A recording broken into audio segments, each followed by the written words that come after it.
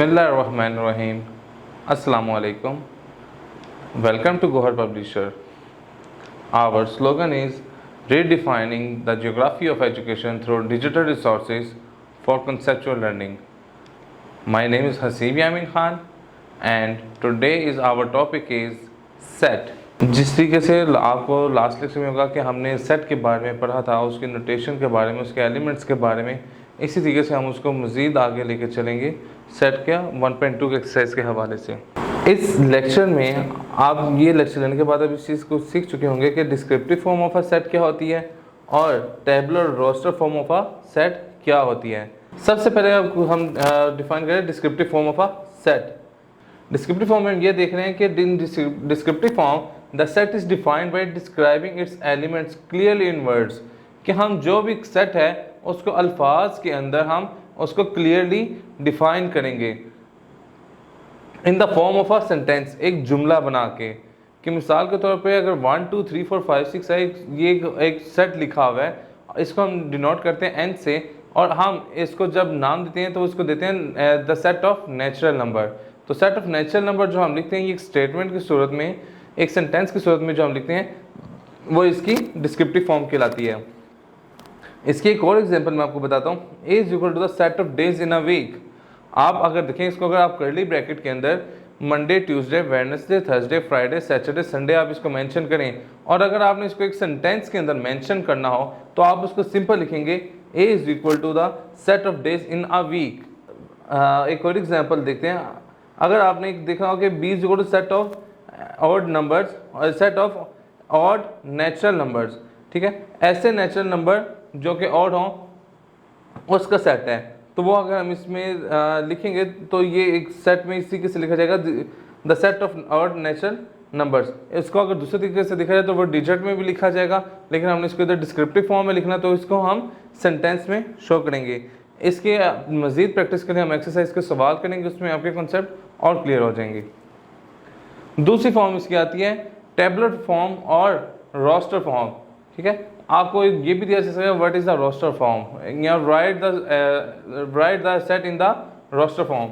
Roster form में हम क्या करते हैं, in tabular roster form all the elements of the set are listed. जो भी इसमें सेट के एलिमेंट्स होते हैं उनको एक लिस्ट के अंदर लिखते हैं। The elements being separated by commas, उनको कॉमा के थ्रू हम अलग अलग कर देते हैं। And enclosed with in the braces, तो हम उसको ब्रासेस के अंदर उसको बंद कर देते हैं, जो कि हम कर्ली ब्रैकेट्स के तौर पे यूज़ करते हैं इसको सेट के अंदर। इसकी एग्जांपल के थ्रू आपको ज़्यादा क्लियर हो जाएगा। देखें, A is equal to the set of multiples of 4 less than 20। आपने ऐसे एलिमेंट्स लिखने हैं जो कि 4 के मल्टीपल हों, 4 के टेबल पे आते हों, लेकिन वो 20 से कम हो। लेस देन मतलब 20 से कम हो, आपने 20 शामिल नहीं होगा। तो हम देखते हैं कि ये 4 का टेबल कौन सा है, 4 8 12 16, उसने 20 से लेस देन कहा हुआ, तो इसमें हम 20 ऐड नहीं करेंगे और इसको हम कर्ली ब्रैकेट्स के अंदर बंद कर देंगे। तो ये हमारी टेबुलर फॉर्म आ गई। उसने हमें दिया हुआ स्टेटमेंट की फॉर्म में, स्टेटमेंट की फॉर्म हमने अभी पीछे पढ़ा कि वो स्टेटमेंट की फॉर्म, उसको हम डिस्क्रिप्टिव फॉर्म कहते हैं। इधर सवाल हमें डिस्क्रिप्टिव फॉर्म में दिया हुआ है और आंसर हम उसका टेबुलर फॉर्म में दे रहे हैं। आइए इसकी एक और एग्जाम्पल देखते हैं। B is equal to the set of natural number up to 15, ठीक है। अप टू 15 का मतलब 15 उसके अंदर शामिल होगा, 15 से आगे नहीं होगा, लेकिन 15 उसकी बाउंड्री पॉइंट है, 15 उसका शामिल होगा। तो इसको हमने इस तरीके से लिखा है कि 1 2, आपको पता है कि नेचुरल नंबर स्टार्ट किससे होते हैं, 1 से स्टार्ट होते हैं, तो हमने स्टार्ट किया 1 2 3 अप टू 15। तीसरे इसकी एग्जाम्पल देखते हैं। C is equal to the letters in the word drilling. Drilling के अंदर जो वर्ड आ रहे हैं उसका एक हमने सेट बनाना है। तो हमने क्या किया कि C is equal to DRILNG, हमने इसको अलग करके लिख लिया। अब आपको इसमें एक मज़े की बात बताऊं, इसमें देखें कि L इधर 2 दफ़ा लिखा हुआ है, लेकिन हमने इधर एक बार लिखा है। I इसमें 2 दफ़ा आया हुआ है, लेकिन हमने इसमें एक बार लिखा हुआ है। इसकी वजह क्या है, क्योंकि सेट के हमने पीछे पढ़ा था कि वो वेल डिफाइंड और डिस्टिंक्ट होना चाहिए, ठीक है।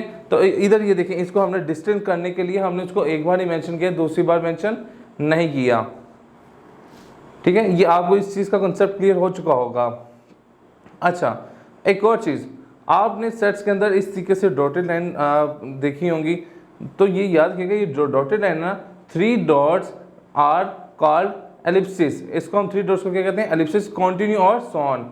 तो ये देखिए, इसमें हम 2 तरीके से इसको कर सकते हैं। इसको जब दरमियान में हमने लगाया तो हमने कहा कि 1 2 3 अप टू सो ऑन चल के 15 इसका बाउंड्री पॉइंट है। लेकिन जब हम इसको अगर इस लेट्स सपोज 15 ना हो और हम 1 2 3 सो ऑन कर दें तो ये आगे चलने का मतलब इसकी कोई बाउंड्री पॉइंट नहीं है। जी स्टूडेंट्स, अब हम इसको एक बार रिकॉल कर लेते हैं। हमने किस किस चीज़ के बारे में पढ़ा? हमने आज देखा है कि descriptive form of a set और tabular form of a set, और इसकी हमने चंद एग्जांपल्स देखी। उम्मीद है आपको इसकी अच्छे से समझ आ चुकी होगी। अगर आपको कोई भी मुश्किल हो, दुश्वारी हो, तो आप इस लेक्चर को रिपीट करके अपनी कन्फ्यूजन दूर कर सकते हैं। उम्मीद है आपको ये लेक्चर समझ आया होगा। इसमें अगर आपको कोई भी कन्फ्यूजन हो तो आप इसको रिपीट करके देख सकते हैं। इंशाल्लाह अगले लेक्चर में मिलेंगे। अल्लाह हाफिज़।